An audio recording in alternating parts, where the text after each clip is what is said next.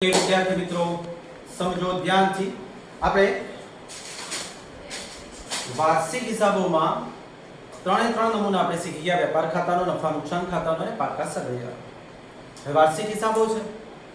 એટલે એની અંદર સાચો અને વ્યાજબી તમે નફો શોધી શકો સાચો અને વ્યાજબી તમે સાચી અને વ્યાજબી આર્થિક પરિસ્થિતિ સમજી શકો એ માટે કેટલીક વધારાની માહિતી તમારે ધ્યાનમાં લેવી પડે જે કાચા સરવૈયામાં નહીં હોય પણ તમારે સાચો નફો શોધવો છે તો એ ધ્યાનમાં લેવી પડે જેને હવાલા કહેવાય કેવી રીતે સિમ્પલ તમને સમજાવું તમે વેપાર ખાતું બનાવો છો તો તમારા કાચા સરવૈયામાં બધું જ હશે ખરીદી હશે વેચાણ હશે ખરીદ પરત હશે વેચાણ પર બધું લખ્યું હશે ચાલે ખરીદી 1000 ડબ્બાની કરી વેચાણ 800 ડબ્બાનું કર્યું તેના ડબ્બાનો તમારો વેપાર છે 1000 ખરીદ્યા 800 વેચ્યા બધું તમને અંદર આ હિસાબોમાં મળશે પણ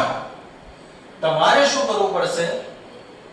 આના આધારે તમે શોધો તો નફો સાચો ના કહેવાય કારણ કે તમે વેચાણ 800 નું લખો છો ખરીદી 1000 ની લખો છો તમારે નફો શોધવો હોય સાચો તો 800 ડબ્બા વેચ્યા છે તો 800 ની ખરીદી 800 વેચ્યા તો 800 ની જ ખરીદી બતાવવી પડે અથવા તો 1000 ખરીદ્યા છે તો આ બાજુ 1000 નું બેલેન્સ કરવું પડે તો 1000 માંથી 800 ગયા કેટલા વધ્યા 200 ડબ્બા તો એ આખો સ્ટોક છે એ કાચા સરવૈયામાં ના હોય એ હવાલામાં હોય તો અહીંયા અસર આપો તો પછી હવે સરખું થાય ઉપજ સામે ખર્ચની મેળવણીનો સિદ્ધાંત એવું કહે છે કે ચાલુ વર્ષના ખર્ચની સામે ચાલુ વર્ષની ઉપર લખાવી છે 1000 ડબ્બા સામે વર્ષની દ્રષ્ટિએ અને જે પ્રમાણે હોવું જોઈએ 1000 ડબ્બાનો ખર્ચ તો 1000 ડબ્બા સામે હોવા જોઈએ તો આ હવાલા ધ્યાનમાં લેવા પડે બીજું તમને કહું પગાર છે એ પગાર તમે એક માર્ચનો પગાર તમે એપ્રિલમાં ચૂકવો એપ્રિલનો મેમાં મેનો જૂનમાં જૂનનો જુલાઈમાં એ રીતે ચૂકવો એટલે દાખલા તરીકે તમારું વર્ષ 31 થી માર્ચે પૂરું થઈ ગયું હવે તમારે માર્ચ મહિનાનો પગાર તો એપ્રિલમાં પણ ચૂકવવાનો હોય ભાઈ 31 માર્ચે અહીંયા તો તમે હિસાબ કરવા બેસી ગયા તો માર્ચનો પગારનો ખર્ચ તો થઈ ગયો છે ચૂકવ્યો નથી એટલે ચૂકવવાનો શું છે બાકી છે તો એની અસર પણ તમારે આપવી પડે તો આ હવાલાની અસરવાળી વાત આપણે શરૂઆત કરીએ છીએ સમજો ધ્યાનથી હવાલા દરેક હવાલાની કેટલી અસર આપીશું આપણે બે અસર આપીશું એક ઉધાર એક જમા તો ધ્યાનથી સમજો પહેલો હવાલો આખર સ્ટોક ચલો આખર સ્ટોક તમે હમણાં નમૂના તૈયાર કર્યા તમારા માંથી ઘણાને આવડતું પણ હશે અને હવાલા થઈ ગયા છે 11 માં આખર સ્ટોક ક્યાં આવે તો એ વેપાર ખાતાની જમા બાજુ વેપાર ખાતું બનાવો છો ની જમા બાજુ આવે બીજો આખર સ્ટોક ક્યાં લખ્યો તો તમે યાદ કરો ગઈકાલે પાકા સરવૈયાનો નમૂનો શીખ્યા એમાં ચાલુ મિલકતો લખી મિલકત સાઈડમાં આવ્યું રોકડ શિલ્લક બેંક શિલ્લક દેવાદારો લેણી હુંડી આખર સ્ટોક તો બીજી અસર ક્યાં આવે પાકા સરવૈયામાં મિલકત લેણા બાજુ ચલો એક ઉધાર એક જમા એવી અસર થઈ ગઈ તો જો આ જમા બાજુ થઈ પાકા સરવૈયામાં મિલકત લેણા બાજુ સો ઇટ વિલ બી ઉધાર તો એક જમા એક ઉધાર તો આખા સ્ટોકની બે અસર બધાને ખબર પડી શું થઈ વેપાર ખાતાની જમા બાજુ બીજી અસર મિલકત લેણા બાજુ જેટલા હવાલા પાકા થશે એટલું કામ થશે નંબર 2 ચૂકવવાના બાકી ખર્ચા હવે ચૂકવવાના બાકી ખર્ચા હમણાં તમને કીધું કે ખર્ચો ચૂકવવાનો બાકી રહી જાય ધ્યાનથી સમજો અહીંયા ખર્ચા નફા નુકસાન ખાતામાં વેપાર ખાતામાં આવે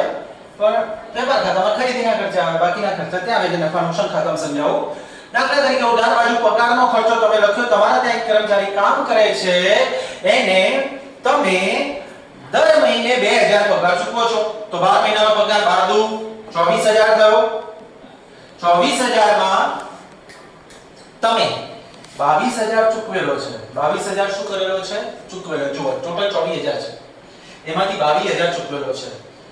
તો 2000 ચૂકવવાનો બાકી છે તો બોલો હું ઉમેરું તો જવાબ આવશે બાદ કરું તો જવાબ આવે તો સિમ્પલ ચૂકવવાનો બાકી પગારમાં પ્લસ કરવો પડે 2000 તો 1224 આવે તો આમ ચૂકવવાનો બાકી પગારમાં શું થાય પ્લસ ચૂકવવાનો બાકી ભાડામાં શું થાય પ્લસ ચૂકવવાનો બાકી વ્યાજમાં શું થાય પ્લસ ચૂકવવાની બાકી મજૂરી હોય તો એ પણ મજૂરીમાં શું થાય પ્લસ એટલે વેપાર ખાતામાં પણ બધે પ્લસ થાય ચૂકવવાનો બાકી ખર્ચમાં શું થાય પ્લસ થાય ખર્ચમાં ઉમેરે ખર્ચા ક્યાં જોવા મળે સામાન્ય રીતે અહીંયા ને આવે પણ મોટે ભાગે અહીંયા આવે છે એટલે નફા નુકસાન ખાતામાં કઈ બાજુ ઉધાર બાજુ ખર્ચમાં પ્લસ થાય કોના બાકી ખર્ચા નફા નુકસાની ઉધાર બાજુ ખર્ચમાં પ્લસ થાય શબ્દોને ફિલ કરો ચૂકવવાનું બાકી છે બોલો દેવું કહેવાય કે લેણું તમારે ચૂકવવાનું બાકી હોય તો it is your દેવું so it will be on મૂડી દેવા બાજુ મૂડી દેવા બાજુ ઓકે તો બે સર એક જમા એક ઉધાર થઈ ગઈ જો ઉધાર બાજુ એટલે એક ઉધાર મૂડી દેવા એટલે ત્યાં જમા કહેવાય તો એક ઉધાર એક જમા ચલો નંબર 2 પછી ત્રીજો અગાઉથી ચૂકવેલ ખર્ચ ચલો તમે એ જ ઉદાહરણ આપણે આગળ વધીએ તમે તમારા કર્મચારીને દર મહિને કેટલો પગાર ચૂકવો છો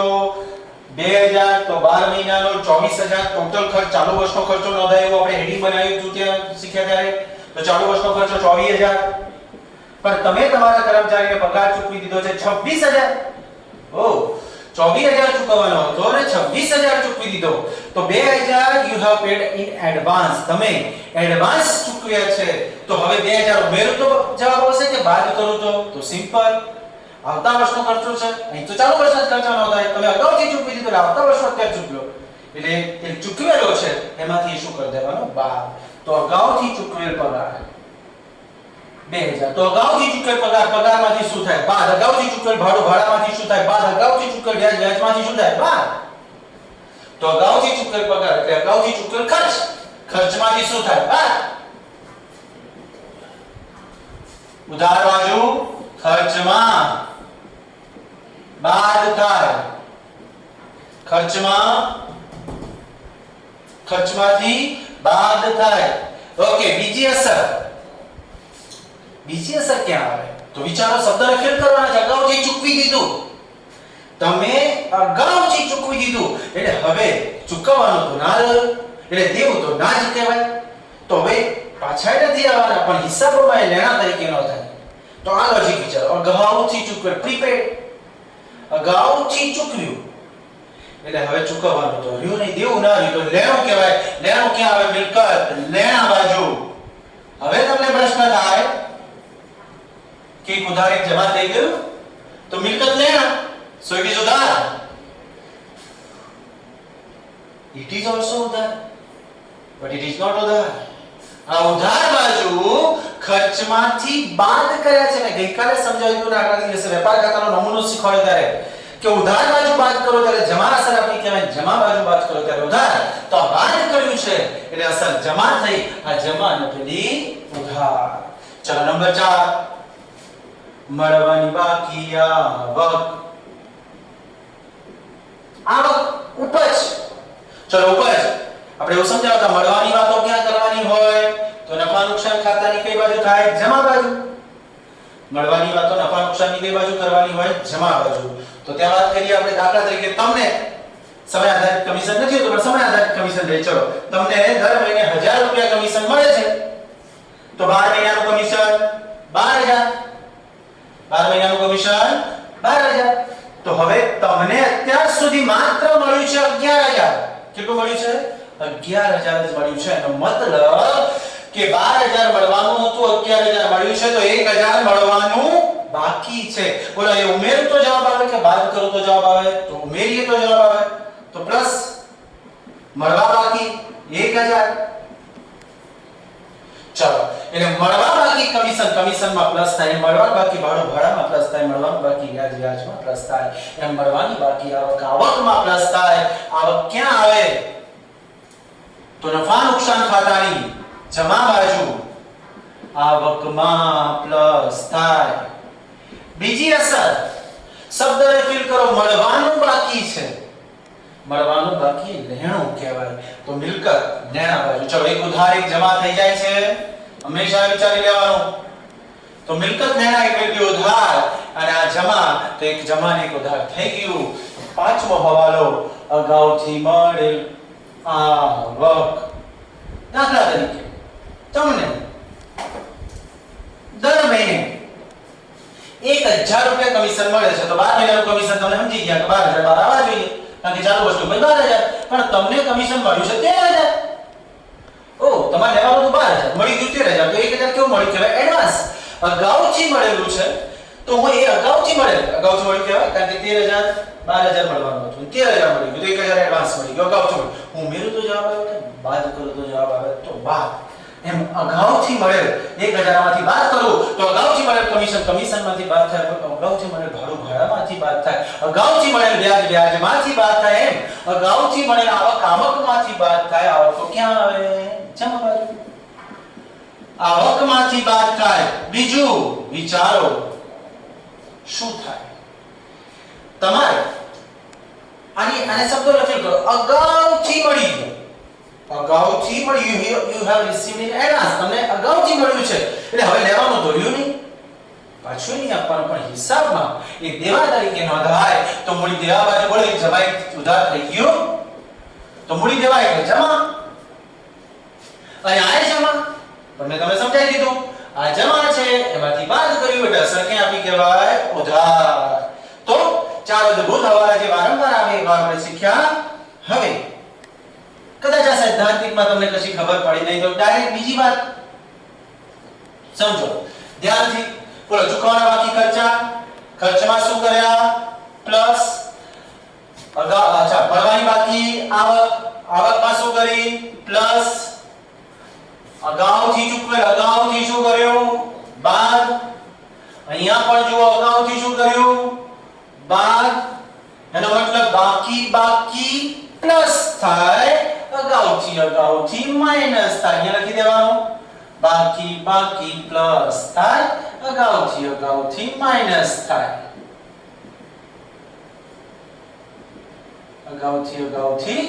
માઈનસ થાય જો બાકી શબ્દો તો પ્લસ કરી દેવાનો અને અગાઉથી મળ્યો હોય તો શું કરી દેવાનું બાદ એના પછીના ત્રણ હવાલા એક સરખા છે મિલકત પર ઘસારો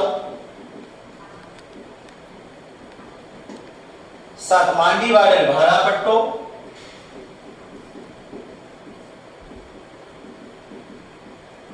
અને 8 માંડી વાળેલ અદ્રશ્ય મિલકત બધું એકમાં જ આવી જાય સરખું જ હોય અદ્રશ્ય મિલકત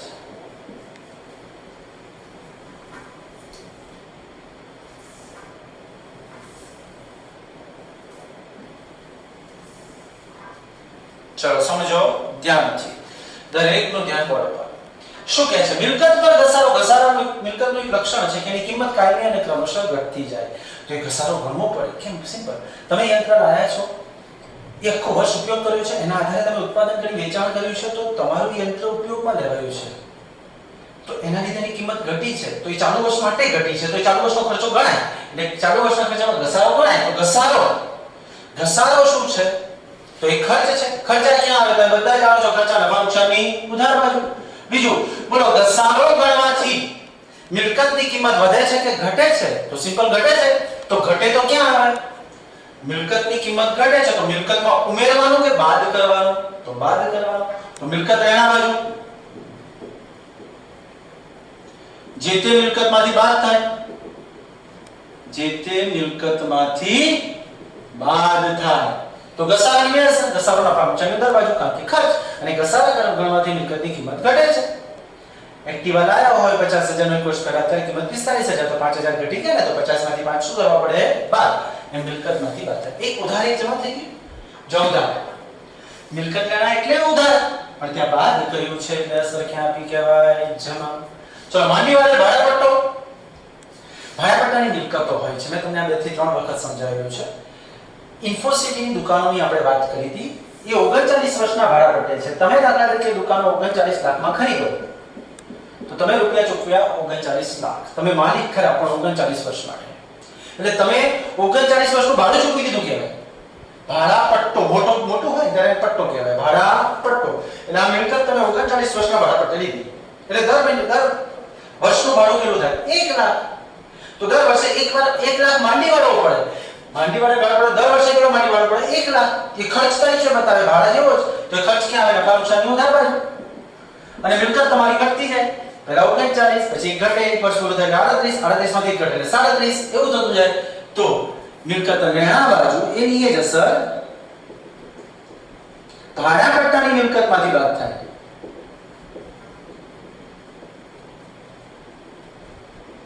અચ્છા માંડી વાળા દ્રશ્ય મિલકતો પણ માંડી વાળામાં આવે છે પાઘડી પેટર્ન ટ્રેડમાર્ક કોપીરાઇટ તો માંડી પાડો એટલે મિલકતમાંથી બાદ કરો સિમ્પલ મિલકતમાંથી બાદ કરો માંડી પાડો એટલે નુકસાન થાય ખર્ચ થયો નુકસાન થયું નુકસાન ક્યાં આવે નફા નુકસાન ઉધાર બાજુ તો એક ઉધાર બાજુ અને બીજું મિલકત લેણા બાજુ અદ્રશ્ય મિલકતમાંથી બાદ થાય જો દરેકની અસર સરખી છે ઉધાર બાજુ પેલો જે તે મિલકતમાંથી બાદ થાય પેલો ભાડા પટ્ટાની મિલકતમાંથી બાદ થાય પેલો અદ્રશ્ય મિલકતમાંથી બાદ થાય ચલો એના પછીના ત્રણ હવાલા એક સરખા 9 ગાલખાદ 10 ગાલખાદ અનામત અને 11 દેવાદાર વટાવ અનામત તો સમજો ધ્યાનથી આપણે આજે 12 હવાલા શીખવાના છે